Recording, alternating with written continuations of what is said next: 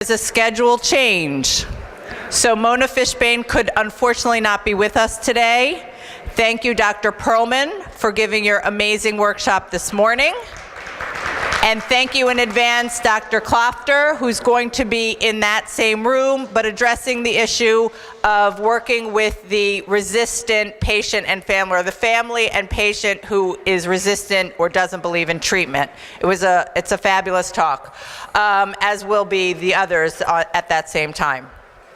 Please remember the workshops you did not get to attend. There are MP3 downloads to buy. I want to thank, in addition to the people pinch hitting, the person that we've been working with the last several years, whose amazing food you are enjoying, Shlomo Katz, who's been a pleasure to work, his staff, who has put up with us and all of our last minute requests. Thank you guys. And without further ado, I would like to introduce you to our president, the president of Nefesh. Relax, everybody.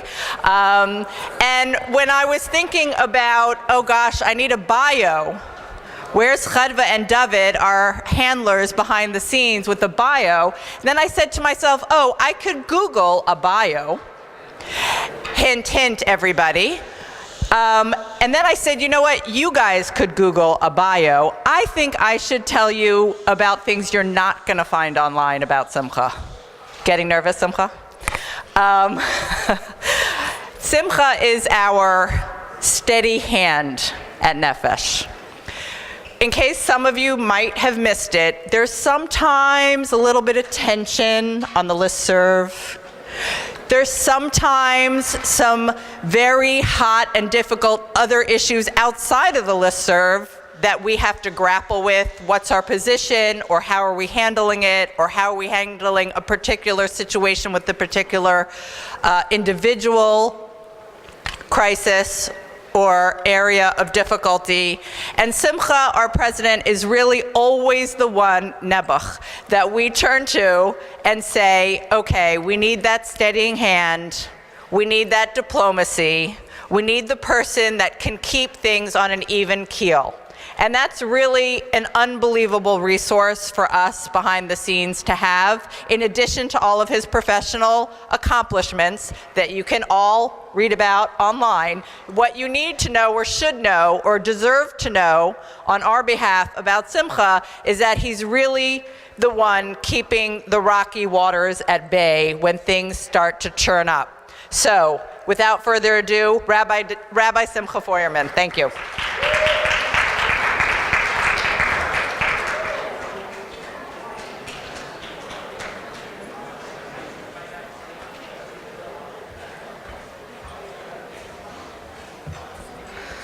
Thank you very much, Lisa. I won't need to eat for a week now. I'm very well satisfied with that. Really, that's a very nice thing to say about me. I think it's a little bit overstated, but I do appreciate it very much. It definitely makes me feel good. But let's talk about some other things. Let's talk about things that you want to hear. You're going to be very wealthy and very successful. You're going to accomplish all of your goals, your wildest dreams as a professional and as a Jew, you're going to accomplish. I really sincerely mean that. I mean that because, number one, I was given advice to tell people what they really want to hear. But aside from that, you will. The power in this room, the power of the people that have come for this conference, the courage, the wish to help, the wish to understand, the seeking, the growing, it's something to behold. It's very hard to see any community that could compare to the Nefesh community. The professionalism, the passion, the candor, the courage. I thank you all. I truly thank you all for coming. I thank you all for making Nefesh so great. And many of you are here for the first time. And that's wonderful. I hope you are gaining everything that you can, and I believe you really will be successful. You will grow with us, and we will grow with you.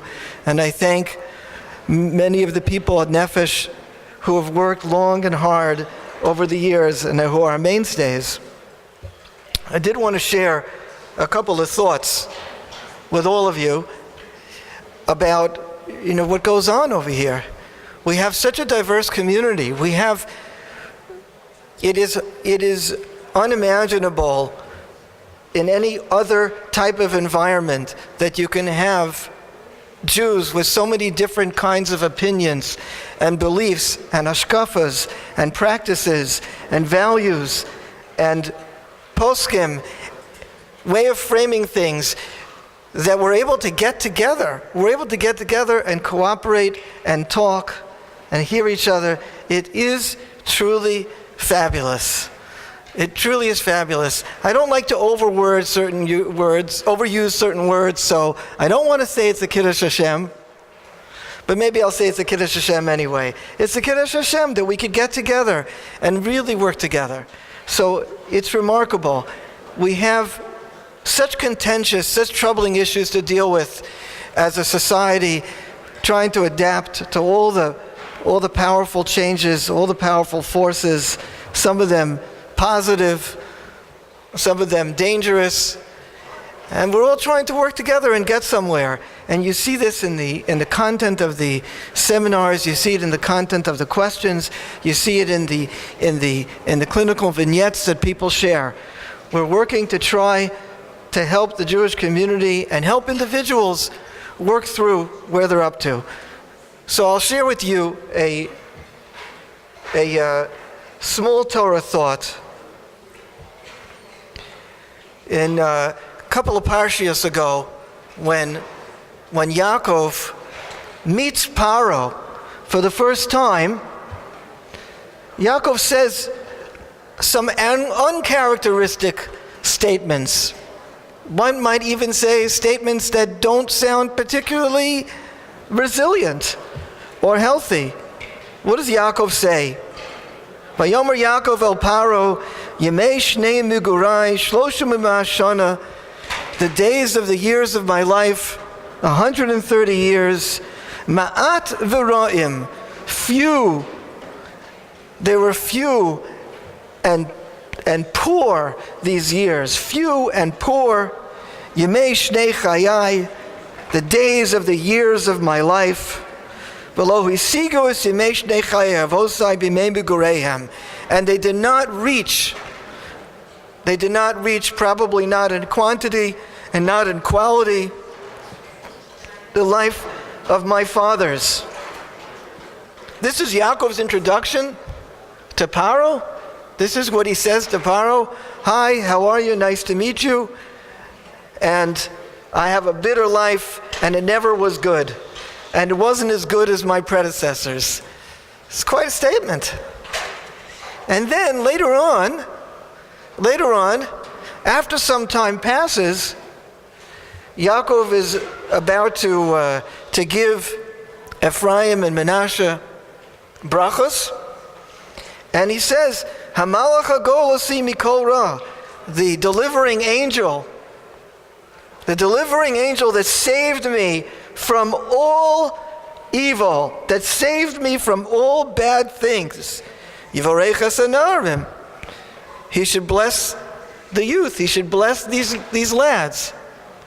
What happened over here? Is that the same Yaakov? I mean, is das selber Yaakov? We have a Yaakov he introduces himself to Paro.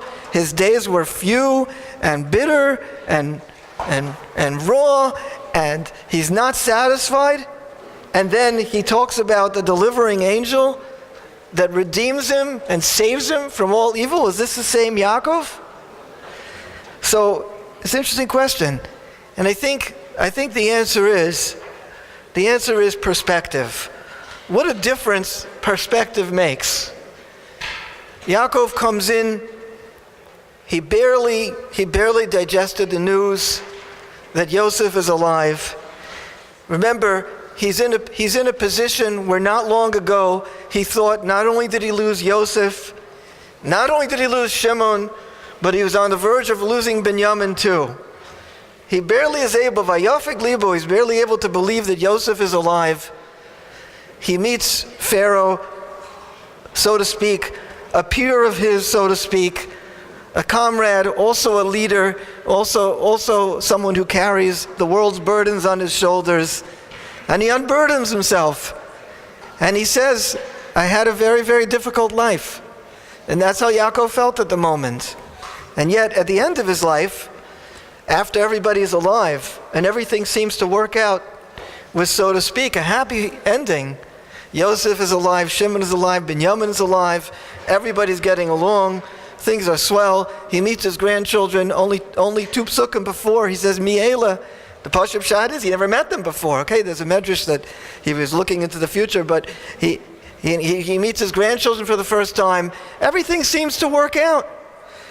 Now all of a sudden, it's a malach hagol l'si mikol ra, the delivering angel that saved me from every kind of misery. Perspective makes a very big difference.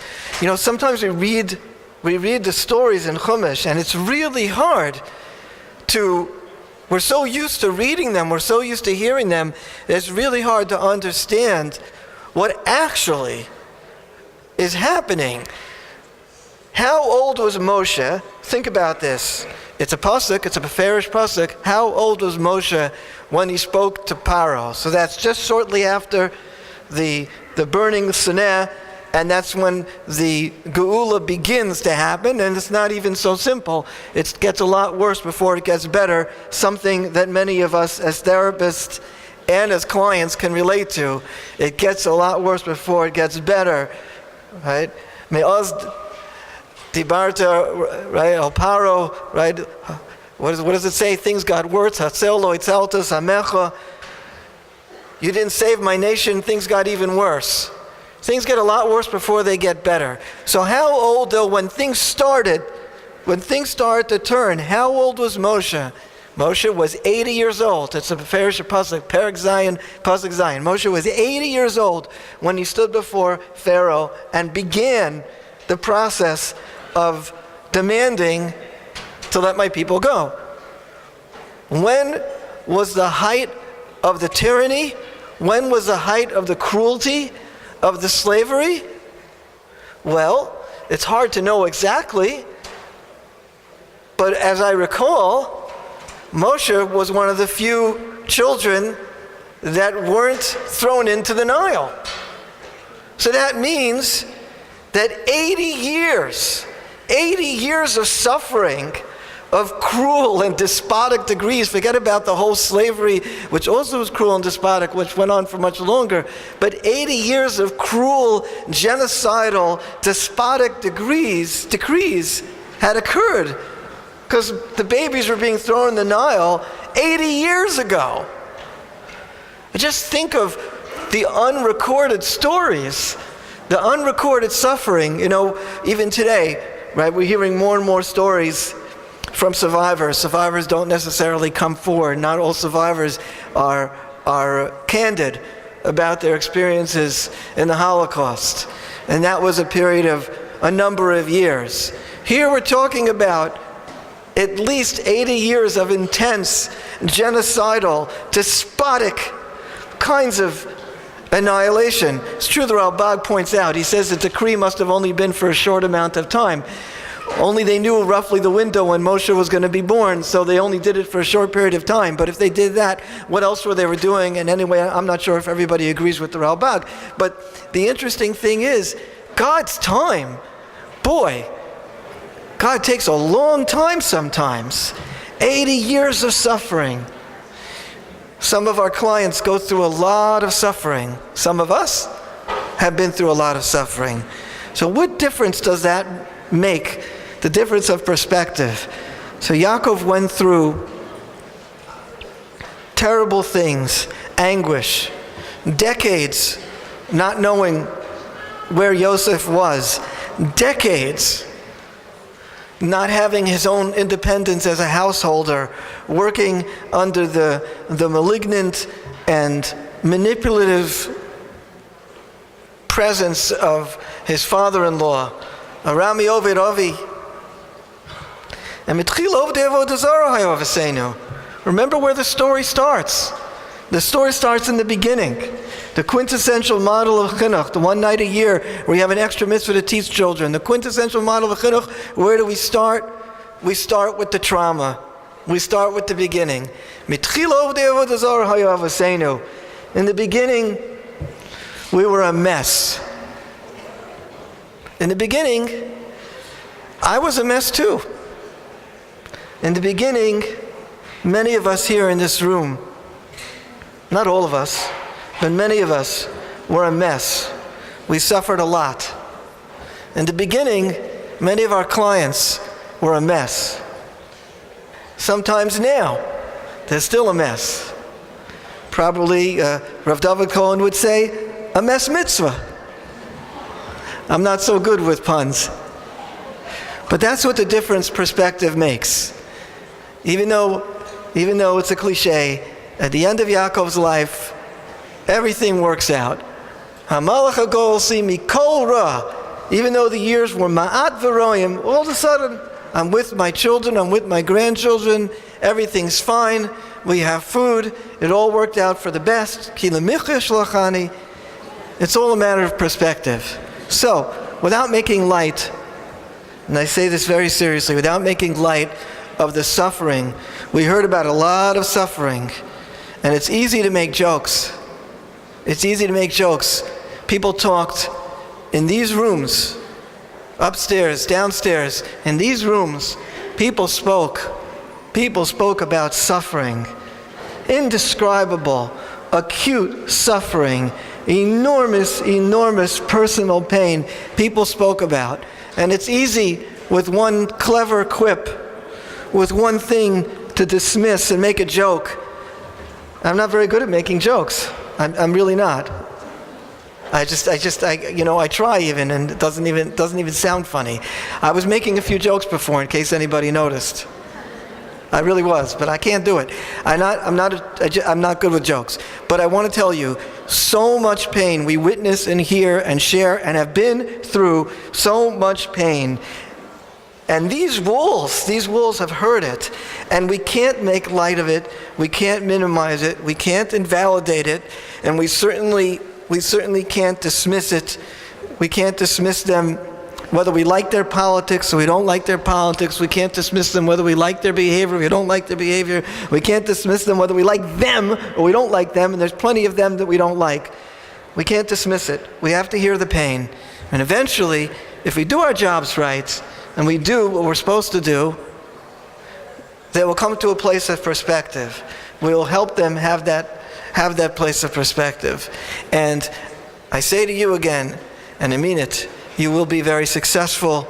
You will be wealthy if that's what you want. You will be spiritually successful if that's what you want. You will do it, and you will help your clients do it. It's not just a bracha. I'm telling you it's going to happen. Thank you, everybody.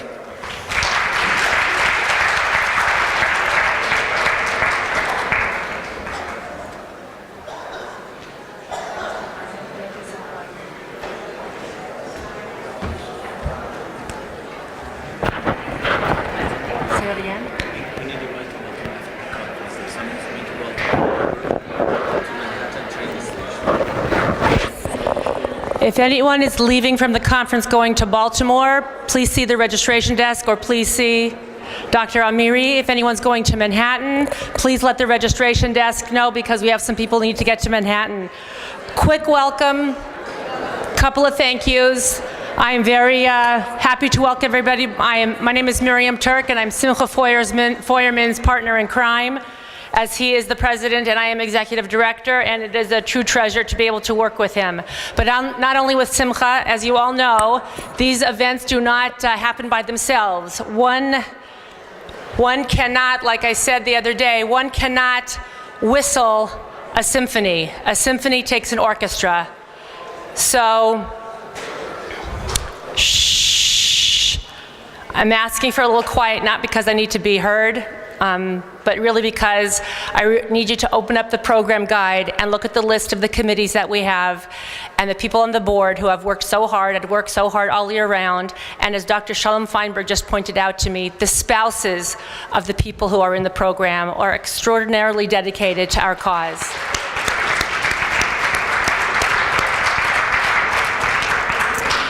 So with that said, on Thursday we had the great pleasure of honoring Rabbi Shia Pasternak from Brazil and his son Itcha and his family as they accepted the Esther Solomon Memorial Award. Dr. George Weil said a few words at that time, as Dr. Weil is from Argentina. And now I'd like to welcome the other main representative from Nefesh, South America, a woman who greeted us last year, and she'll spend just a couple of minutes of your time to hear what's going on in South America, and we hope you will be inspired, as we were last year. You'll continue to be inspired by her work, and probably by the work of the person that's sitting next to you at the same table or across the table. Take a few minutes after we're done to make sure you introduce yourself around the table, say where you're coming from, and make sure you try to keep up with as many people as you can that you met here.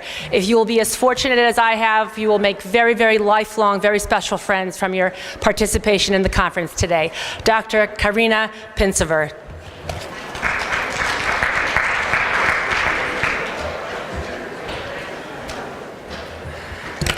Thank you, Miriam. I will start in Spanish again, very short.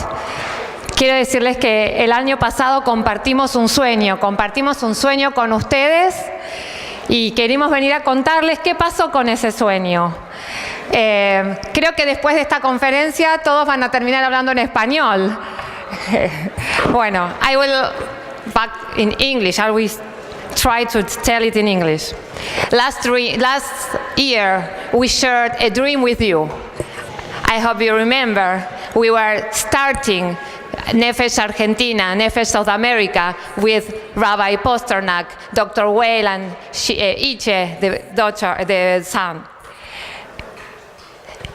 I told you that I imagine myself as a bridge between the light you are producing with your thoughts, with your experience, with your professional work, and the darkness we live in Argentina, because imagine we are 150,000 Jews, 40,000 religious Jews, and only one mental health service for the religious population. So we are talking about suffering alone and darkness. And we are a bridge, and we start working as a bridge, and now the dream we start to dream last year start to being a reality. We built Nefesh Argentina. The Rabbi, Dr. Weil and me, we have been looking one by one religious professionals, Jewish religious professionals in all the schools, all the community, all the organizations, and we found more than 40 Jewish religious, datiim, psychologists datiim. And we start our very little Nefesh International Argentina. They were very happy because now they feel they are not alone. They are not alone in their community, fighting to bring light, to bring healthy, and to fight with the pain. We have a lot of pain, but now we have light too. We are not alone. We are 40 there, and you are a lot here, so we are together. It's what they are feeling now. Dr. Weil, Rabbi Pasternak, and we work, really, you have our commitment, and we work with all our resources, our time, our body is our resource. We achieved something important that we want to share with you. Dr. Weil was working with the chief rabbi of Argentina, and they signed a proclamation to fight against child abuse in Argentina, and most of the rabbis signed too. This is something historical. I work with the president of the Jewish schools, and they've signed a pledge to work against sexual abuse in the schools. So we are achieving a lot, but you are our light in the world, in the way. Now, Miriam, Turk, and I, we have a new dream, and we want to share with you. We want to come next year with a group of Nefesh International South America to be here and to share with you. This is our new dream, and I expect we will do it together. Thank you very, very, very much. Don't forget about us. We have a long year. We will be in touch. Thank you.